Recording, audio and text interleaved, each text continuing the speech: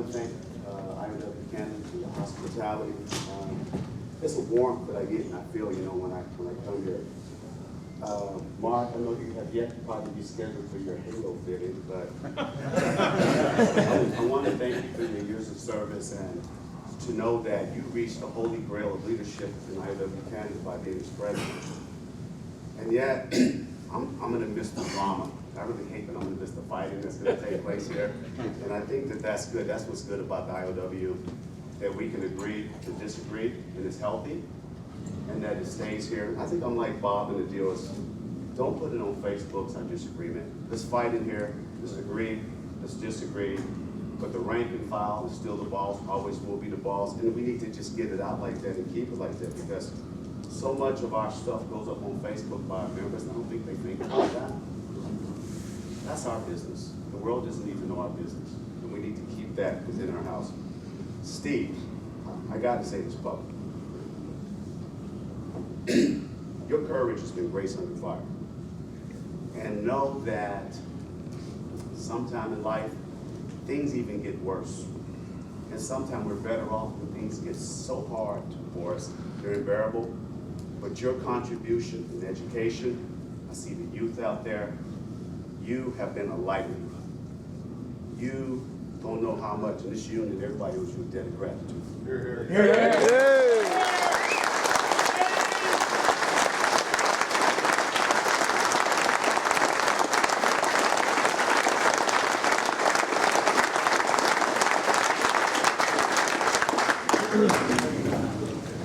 And what I meant by drama in education, you know, it's funny when you look at education. I think a lot of the people that I met, whether it was coming up to Harrison Hot Springs, people that emerge, and sometimes you can look at a man or woman and you don't really know what's inside of them. Reno now is the president of 500. Timmy, 502. I met Bobby Oliver many years ago at a league conference. He's the president of the largest local in the United States. Dean McGrath in Tacoma. We never know what people are made of or what's inside of them, but we got to give them an opportunity to step up and to lead. Because so many of our members, they just go to work, they take things for granted. But it's those that every day they put themselves out on the line, we have to encourage them. It's easy, as I call it, to have a PhD, a player with a hater's degree, but step up and get in the game. Make a contribution, run for office. And sometimes you run, you don't get elected the first time, but you keep running. Bob McElrath, our president. Bob was a coast committeeman, he got sent home. The union dismissed it, they voted him out of office.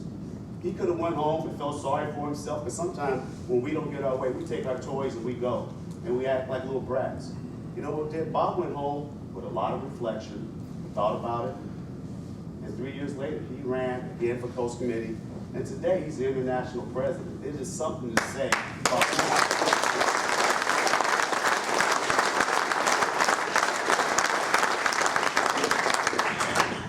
to our youth. Thank you for being involved. I started out as an activist myself. I started going to caucuses on my own dime. I wanted to be involved, and some of the officers in my local didn't like that. But I showed up because, you know what, I had a different perspective.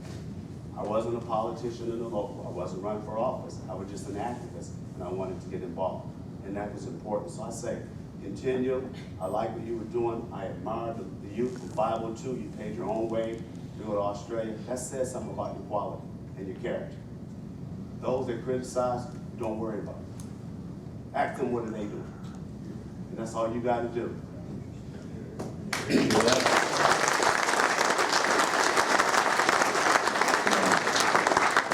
Real quickly, let's talk about political action. As you see the dynamics happening in the United States, if you would have thought 20 years ago, 2008, you wouldn't have never seen a black man, a woman, and a senior citizen running for president. Never seen that. They were white, pale, and stale. Today, the two Democratic candidates, one is a woman and one is a socialist. Now, as Bob said, we had a lot of debate at IEB about that. Will Bernie win? I don't know. But he's out there. He speaks to our values as working people. Because I was really proud when Obama got elected as a black man. I was really proud. But I tell you what I saw Obama do, and I see a lot of politicians do. We took him all the way to 1600 Pennsylvania. He turned around, he said, thank you guys for getting me here. And then you know what he said? I got it now. And that's what happens with politicians. That's what happens with a lot of our politicians. More of our members, we need to get involved in politics. And politics plays such a dynamic role in whatever we do. I'm on the Port Commission in San Francisco. I'm the president of the Port Commission. And you may think that politics doesn't play a part. We have to be everywhere. We have to be engaged. If we're not there at the table or the table of power when things are done, it's a whole different conversation about us when we're not in the room. We have to be involved. We have to get engaged. And one thing that I've learned as a Port Commissioner, 5 commissioners, if I want to get anything done, I got to have 3 votes. I do. I got to have 3 votes because what politics is, politics even in the union, sometimes you have to work with people that particularly may not like you or you may not like, but you got to get things done. And when it comes to the end of the day, you got to get beyond personality because nobody should ever put themselves above the top of this union. It's this union, it's our families, that's why we're here. We can have our egos, but not be egotistical. But nothing goes beyond this rank and file and those that came before us.